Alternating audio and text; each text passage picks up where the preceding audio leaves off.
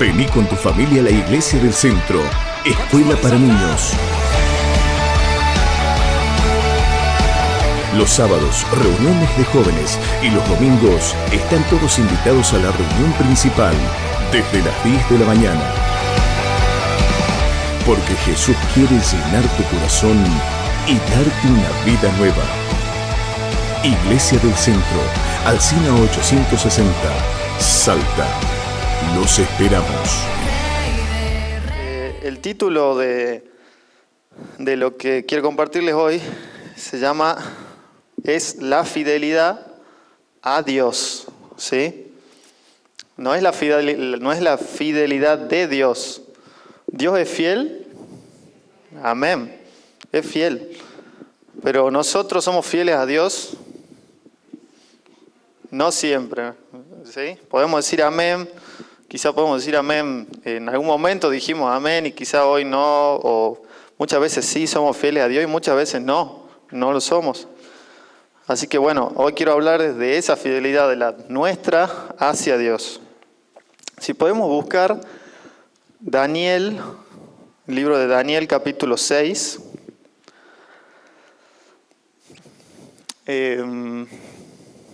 Sí está la nueva versión internacional, ¿no? Esa sí podemos usar en todos los versículos que vamos a leer hoy. Bueno, la historia de Daniel, para repasarla un poco rápidamente, porque ya seguramente hay muchos que la conocen, pero hay muchos que no, entonces podemos contar un poco esta parte que yo quiero compartirles hoy. ¿Sí? Vamos a arrancar en Daniel 6:1.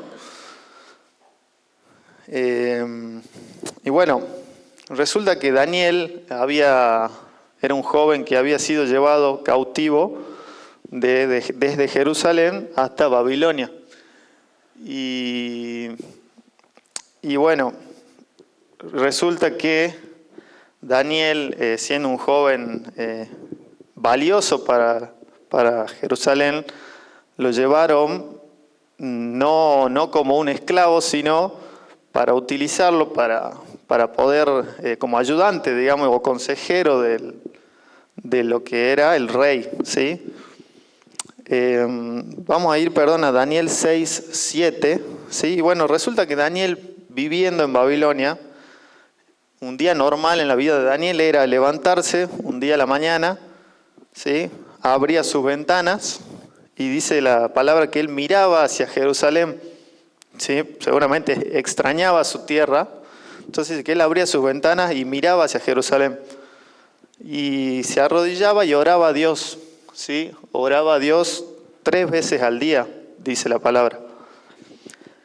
Y entonces, un día común y corriente, Daniel se levanta a ver sus ventanas, ¿sí? Mira hacia Jerusalén, quizás suspira, piensa qué lindo sería volver. Y empieza a orar, como lo hacía normalmente. Sin embargo, hay un día en el que él quizá se levantó, oró por la mañana, y él no sabía que en ese día, por decreto del rey, ¿sí? Que en esa época era el rey Darío de Babilonia, ¿sí? Vamos a leer el decreto que estaban firmando ese día, que quizá Daniel se levantó como un día normal. Dice: nosotros los administradores reales, junto con los prefectos, sátrapas, consejeros y gobernadores, convenimos en que su majestad debiera emitir y confirmar un decreto que exija que durante los próximos 30 días sea arrojado al foso de los leones todo el que adore a cualquier dios u hombre que no sea su majestad. ¿Sí? Entonces, ese día Daniel se levantó y oró, pero no sabía que estaban firmando, ¿sí? Estaban terminando con los detalles para firmar este decreto, ¿sí? Que lo que hacía era que durante los próximos 30 días, cualquiera que invoque cualquier nombre que no sea Darío, ¿sí? El nombre del rey, ¿sí? Cualquiera que invoque o le pida algo en oración a alguien que no sea el rey Darío, ¿sí? O se arrodille para pedirle algo a alguien que no se llame Darío, iba a ser echado al foso de los leones, ¿sí? Entonces, cuando Daniel se entera de esta medida, ¿sí? ¿Qué es lo que hace? Vamos a leer Daniel 6:10. Dice, cuando Daniel se enteró de la publicación del decreto, se fue a su casa y subió a su dormitorio, cuyas ventanas se abrían en dirección a Jerusalén. Allí se arrodilló y se puso a orar y a alabar a Dios, pues tenía por costumbre orar 3 veces al día. ¿Sí? Entonces, cuando estaba todo bien, ¿sí?, Daniel vivía su vida normal dentro de las circunstancias de que él no estaba en su Jerusalén. Cuando estaba todo normal, ¿sí?, todo bien podríamos decir, él se levantaba y oraba 3 veces al día y adoraba al Señor.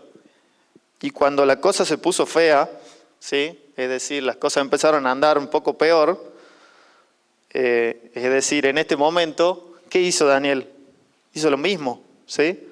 No cambió, su plan no cambió para nada. ¿Sí? Daniel no se inmutó, ¿sí?, ante esta medida. No cambió su actitud. ¿Sí? Dice que subió a su dormitorio, abrió las ventanas en dirección a Jerusalén, se arrodilló, se puso a orar y a alabar al Señor, como tenía por costumbre 3 veces al día.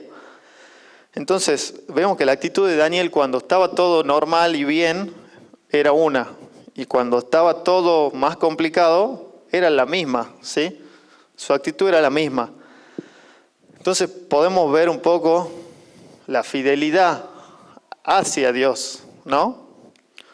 Porque Daniel no cambió su actitud, no había nada, ¿sí? No había nada, ni siquiera que lo tiren a un foso lleno de leones. No hay nada, ¿sí?, ni siquiera eso, que haga que Daniel abandone a Dios, ¿sí? Abandone a ese Dios que estuvo con él desde el primer día, ¿sí? El Dios de Daniel nunca lo defraudó, y entonces Daniel, por lo tanto, en respuesta a eso, nunca iba a defraudar a Dios, ¿sí? Entonces, esa fue la actitud. Dios nunca defraudó a Daniel, y Daniel, por lo tanto, nunca defraudó a Dios, ¿sí? Él nunca defraudaría a Dios, su actitud sería la de no defraudar nunca a Dios. Entonces podemos ver la fidelidad que hay, ¿sí?, por parte de Dios y por parte de, en este caso, Daniel hacia Dios. Entonces, ahora yo les pregunto, ¿por qué? Si yo les pregunté si Dios es fiel y todos respondimos amén, porque Dios es fiel todo el tiempo. Pero ¿por qué nosotros muchas veces tenemos a Dios en nuestra boca, en nuestras oraciones, cuando sucede algo malo? ¿Sí? ¿Por qué muchas veces nos pasa que estamos hablando a la inversa, ¿sí? ¿Por qué muchas veces Dios aparece solo en nuestras bocas o en nuestras oraciones cuando sucede algo malo o cuando estamos en necesidad de algo, ¿no? O cuando algo anda mal, ¿sí? Ahí es cuando la mayoría, ¿sí?, recurrimos a Dios, cuando solo las cosas se complicaron. Cuando las cosas están normales, muchas veces tendemos a, quizá como cristianos, sí, somos agradecidos con Dios cuando está todo bien, pero no me digan que ustedes oran más en esos momentos que está todo normal, todo está marchando. No me digan que ustedes oran más ahí que cuando hay algún problema, ¿no? Cuando alguien está enfermo, cuando pasó algo, cuando estamos en alguna necesidad, ahí oramos mucho más, ¿no?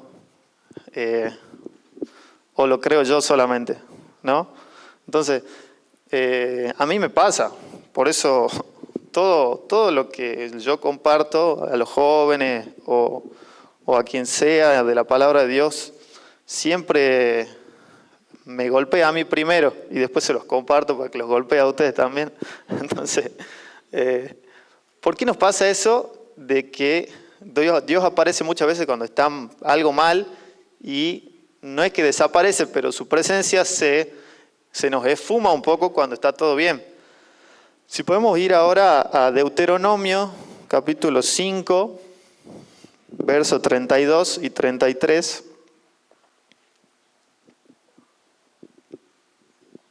¿Sí? vamos a ver lo que significa la fidelidad, ¿sí? Lo que representa la fidelidad de nosotros hacia Dios, ¿sí? Y dice, tengan pues cuidado de hacer lo que el Señor su Dios les ha mandado. No se desvíen ni a la derecha ni a la izquierda. Sigan por el camino que el Señor su Dios les ha trazado para que vivan, prosperen y disfruten de larga vida en la tierra que van a poseer. Entonces, eso es la fidelidad constante hacia Dios, ¿sí? Seguir el camino, ¿sí? Ese camino que Dios nos ha trazado, un camino próspero, ¿sí? Donde, como dijo Jorge, Jehová es nuestro pastor y no nos va a faltar nada, ¿sí? Entonces, es un camino en el que la prosperidad está presente y disfruten de una larga vida en la tierra que van a poseer.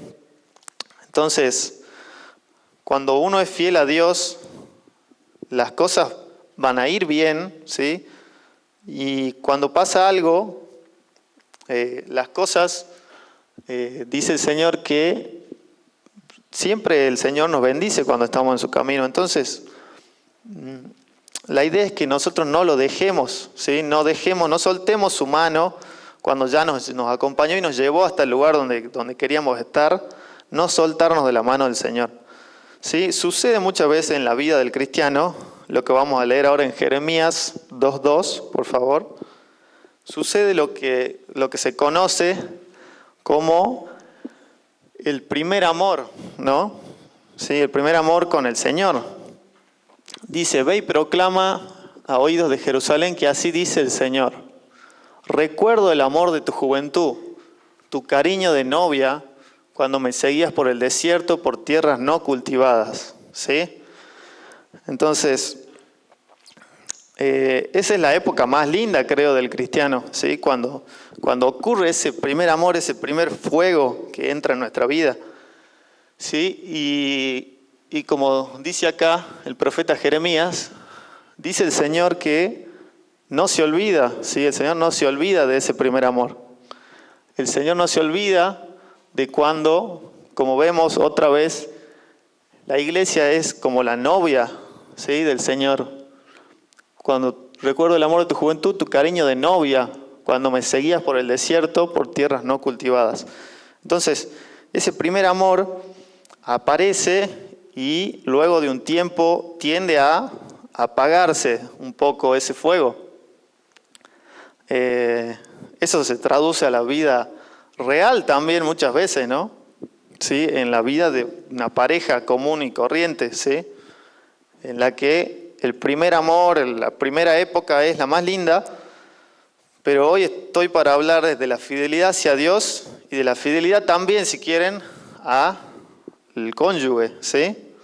Porque ese primer amor se apaga, pero la fidelidad, tanto a Dios, como venimos hablando, y traduciéndola a un matrimonio, la fidelidad esa no tiene por qué partirse o romperse, ¿no? Entonces, es difícil, ¿no? Es difícil ser constante, ser fiel a Dios en todo tiempo, porque las circunstancias no son fáciles, ¿sí? Hay circunstancias que quizá yo no las he vivido, pero la gente que las vive, yo creo que son tremendas. Y realmente uno piensa, yo no quiero que me sucedan cosas así a mí, pero las circunstancias son difíciles. Entonces yo me imagino lo difícil que es seguir a Dios también en esa circunstancia, ¿sí? Cuando uno le pide al Señor y por ahí no sabe si lo que está pidiendo para el Señor es demasiado, porque uno ve lo que está pasando en el momento y dice, no sé, yo conozco a Dios y yo sé que Dios puede hacerlo, pero ¿cómo puede hacer algo el Señor por una persona que ni siquiera lo nombra, ni siquiera nada? Pero bueno, el Señor es así, ¿sí? El Señor actúa hasta en personas que no han escuchado nunca de su nombre, ¿sí? Todo es para su gloria. Entonces, cuando nosotros pidamos, tenemos que tener la certeza, ¿sí? Pidamos convencidos, creyendo, Porque si nosotros pedimos en duda, ahí es cuando las posibilidades de que lo que le estamos pidiendo al Señor suceda, se nos van y se nos caen esas probabilidades. Vamos por favor a 1 Corintios 10, 12 y 13.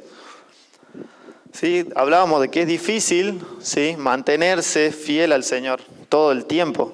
Es difícil y estoy seguro que es difícil. Por algo se conoce como el camino angosto, ¿no? Por algo el camino que nos marcó el Señor dice que es angosto, no es un camino ancho y fácil de transitar, sino que es un camino angosto, difícil de mantenerse en el camino, ¿sí?, de no irse a la banquina.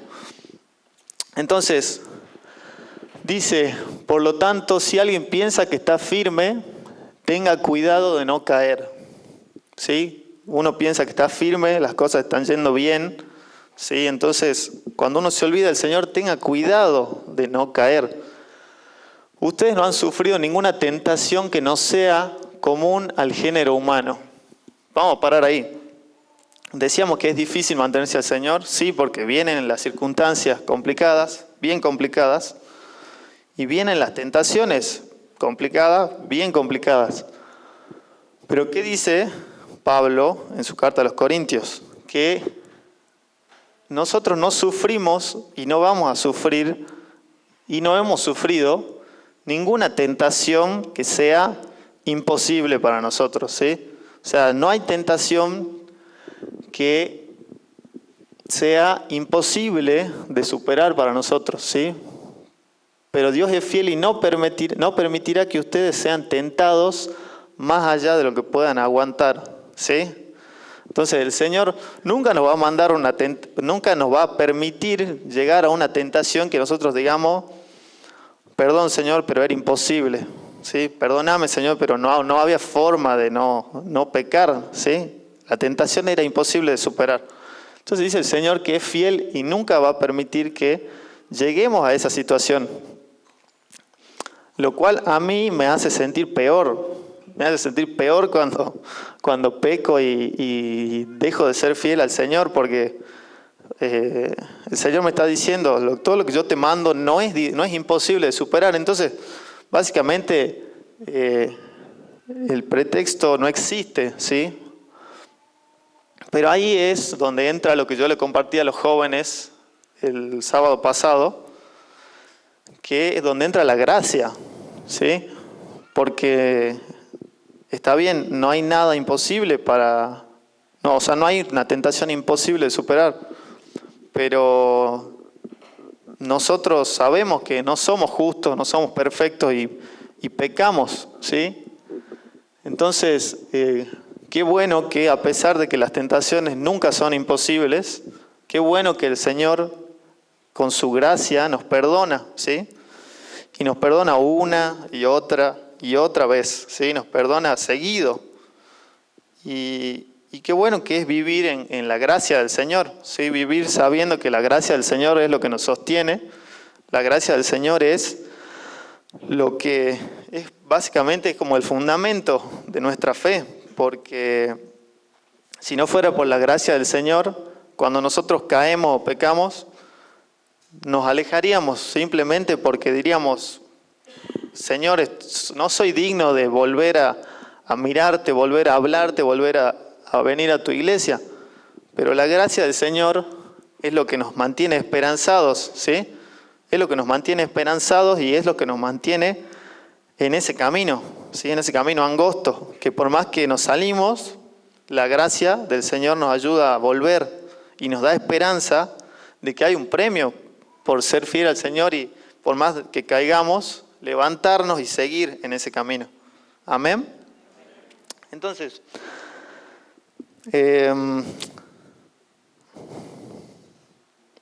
como dijimos entonces el Señor, ¿sí? Para resumir esta parte, dice que a toda tentación le podemos hacer frente, ¿sí?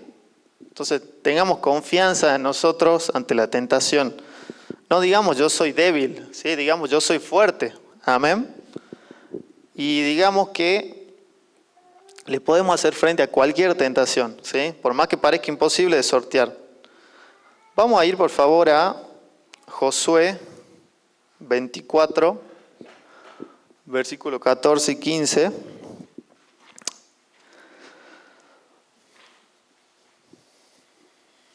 Entonces, cuando nosotros somos fieles a Dios, Dios siempre nos da a elegir, ¿no? Entonces, por más que, como dijimos, caemos, el Señor con su gracia nos levanta y podemos seguir siendo fieles. Como dice acá, por lo tanto ahora ustedes entréguense al Señor y sírvanle como fielmente, ¿sí? Desháganse de los dioses que sus antepasados adoraron al otro lado del río Éufrates y en Egipto, y sirvan solo al Señor. Es decir, deshagámonos de nuestro pasado, ¿sí? El pueblo de Israel había estado en Egipto muchos años y ya se habían acostumbrado a los dioses egipcios, a las costumbres que tenían ellos, y dice que lo dejemos atrás, ¿sí? Y sirvamos fielmente al Señor. Si podemos volver, porfa, al anterior, ¿sí? Deshagámonos de ese pasado, ¿sí? Deshagámonos del pasado que nos atormentó, nos hizo sentir no dignos de acercarnos al Señor, ¿sí?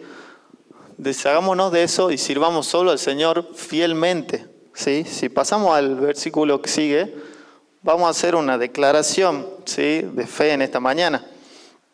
Dice: si a ustedes les parece mal servir al Señor, elijan ustedes mismos a quienes van a servir. Es decir, el libre albedrío que nos han enseñado que tenemos como cristianos lo podemos ver acá, ¿sí?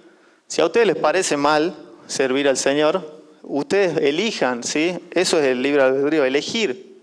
Dice el Señor, elijan a los dioses que quieren servir, ¿sí? A los dioses que sirvieron sus antepasados al otro lado del río Éufrates, o a los dioses de los amorreos, en cuya tierra ustedes ahora habitan. Y ahora vamos a hacer la declaración de fe en esta mañana, ¿sí? ¿Quién puede levantar su mano para declarar en esta mañana? Porque ¿qué dijo Josué acá? Le dijo a la gente, elijan ustedes servir al que ustedes quieran. Pero por mi parte, ¿qué dice? Mi familia y yo serviremos al Señor. Amén. Entonces, uno dice, la gente va a servir a quien ellos quieran, ¿sí? Porque el Señor nos da esa elección. Pero declaramos entonces recién en esta mañana que por nuestra parte, ¿sí? Por mi parte, yo y mi familia y yo vamos a servir al Señor. Entonces, nosotros como somos fieles al Señor, amamos al Señor y vamos a mantenernos fieles, ¿sí? Vamos a intentar hacer nuestro mejor intento. Amén. Entonces, queremos saber, cuando nosotros nos llamamos fieles al Señor, ¿podemos decir que somos sus discípulos? ¿Quién se siente un discípulo del Señor en esta mañana? ¿Sí? Amén. Entonces, si nosotros decimos que somos discípulos del Señor, para saber qué piensa, esto quizá lo escucharon, para saber qué piensa Dios sobre algo, hay que ver cómo piensa Jesús sobre ese algo, ¿sí? Y estamos diciendo que nosotros somos sus discípulos. Entonces, quiero saber yo, y les voy a mostrar algo tan poderoso que leí y sentí que no lo había leído nunca, por más que quizá lo había leído, que es una oración de Jesús por sus discípulos, ¿sí?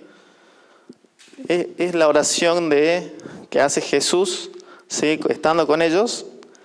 Dice su palabra, ahora lo vamos a leer, en San Juan capítulo 17, verso 1. Dice la palabra del Señor que estando todos juntos, ¿sí? Jesús con sus discípulos, el Señor levantó sus ojos al cielo, ¿sí? Después que Jesús dijo esto, dirigió la mirada al cielo y oró así: ¿sí? Vamos a ver cómo oró el Señor, ¿sí? Qué es lo que piensa Jesús, qué es lo que piensa Dios de nosotros como sus discípulos. Sí, dice. Nos pongamos de pie, por favor.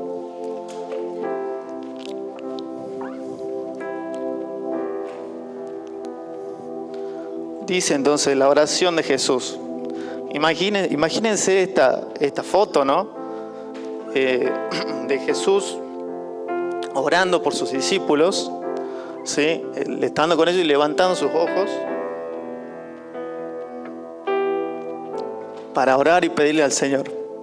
Dice: Padre, ha llegado la hora. Glorifica a tu Hijo para que tu Hijo te glorifique a ti. ¿Sí? Vamos a leerla entera. Ya que les has conferido autoridad sobre todo mortal, para que Él les conceda vida eterna a todos los que les has dado. Y esta es la vida eterna, que te conozcan a ti, el único Dios verdadero, y a Jesucristo, a quien tú has enviado. Yo te he glorificado en la tierra y he llevado a cabo la obra que me encomendaste. Jesús está orando a su Padre, ¿sí?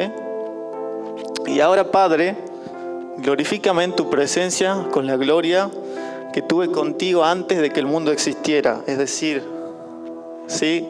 Glorifícame, Señor, en tu presencia ahora que voy a volver a donde estaba antes. A los que me diste del mundo, ¿sí? A sus discípulos, ¿sí? A nosotros, les he revelado quién eres. Eran tuyos, tú me los diste, y ellos han obedecido tu palabra. Ahora saben que todo lo que me has dado viene de ti. Porque les he entregado las palabras que me diste y ellos las aceptaron.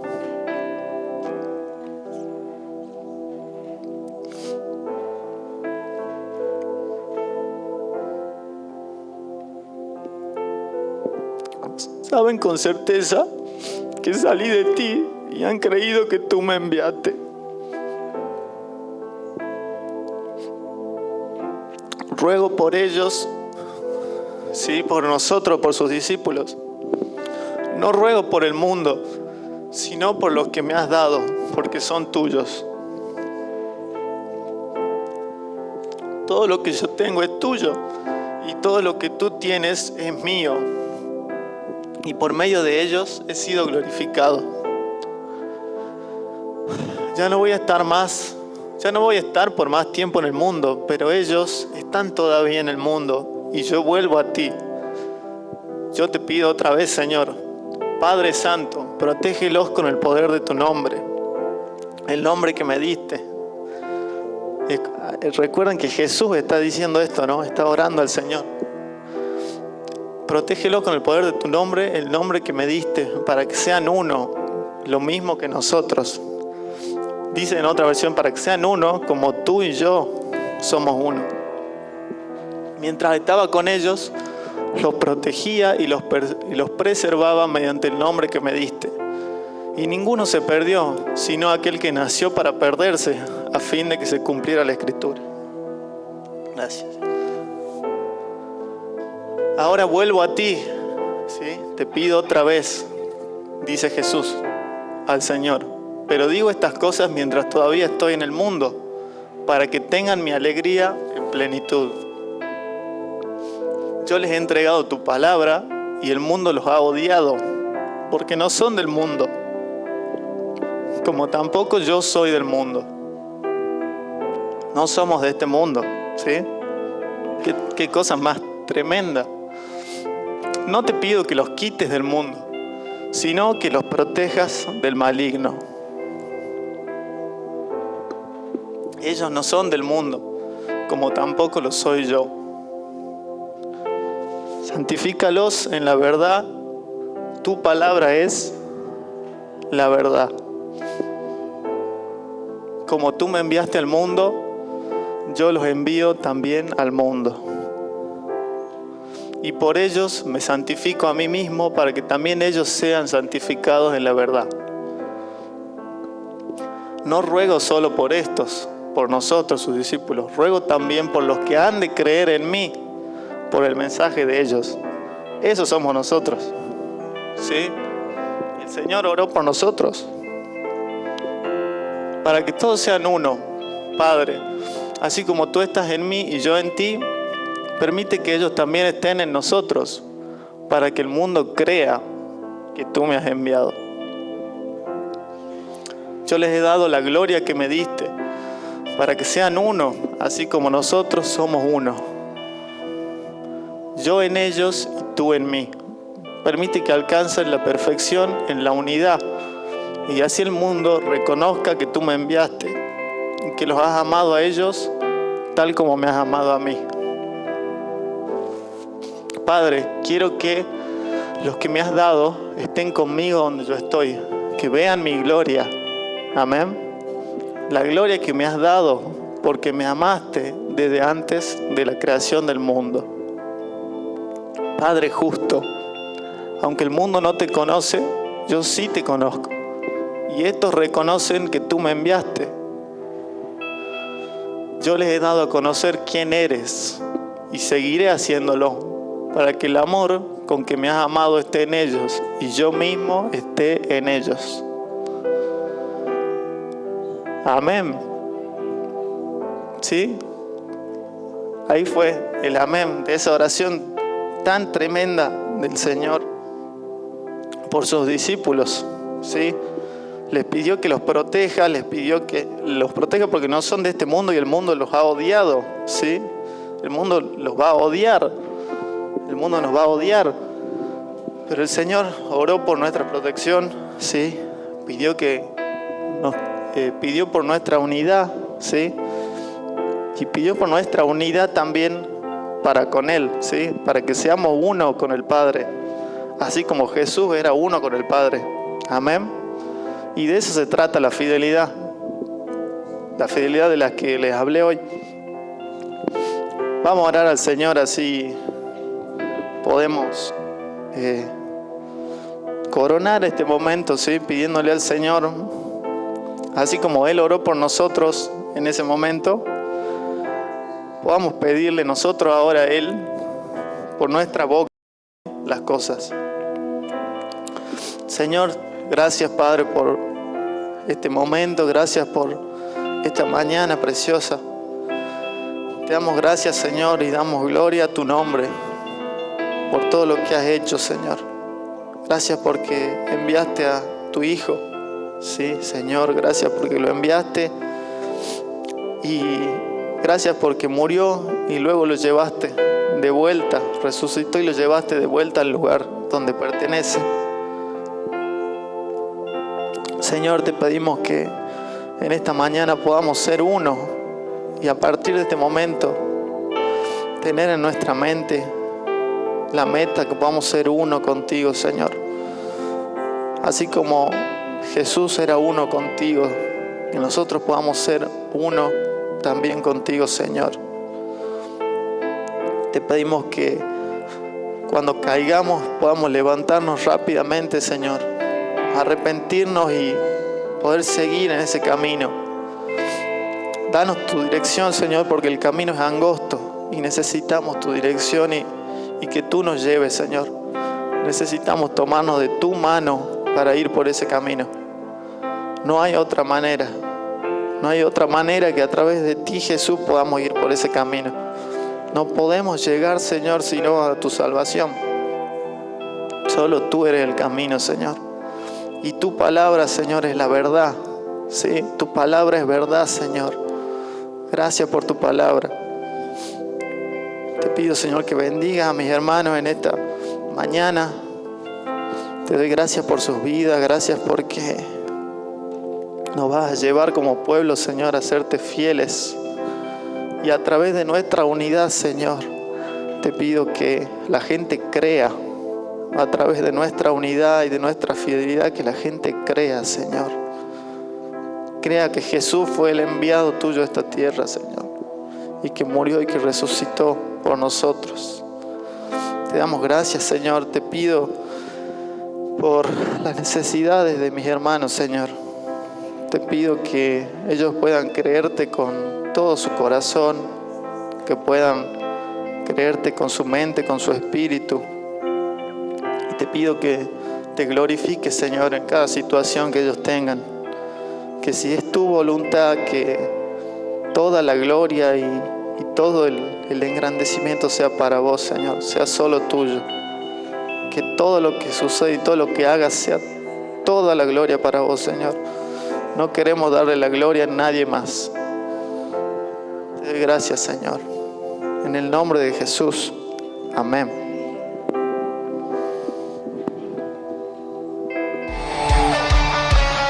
Vení con tu familia a la Iglesia del Centro, Escuela para Niños.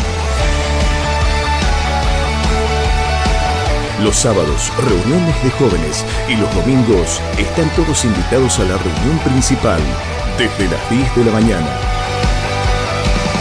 Porque Jesús quiere llenar tu corazón y darte una vida nueva. Iglesia del Centro, Alsina 860, Salta. Los esperamos.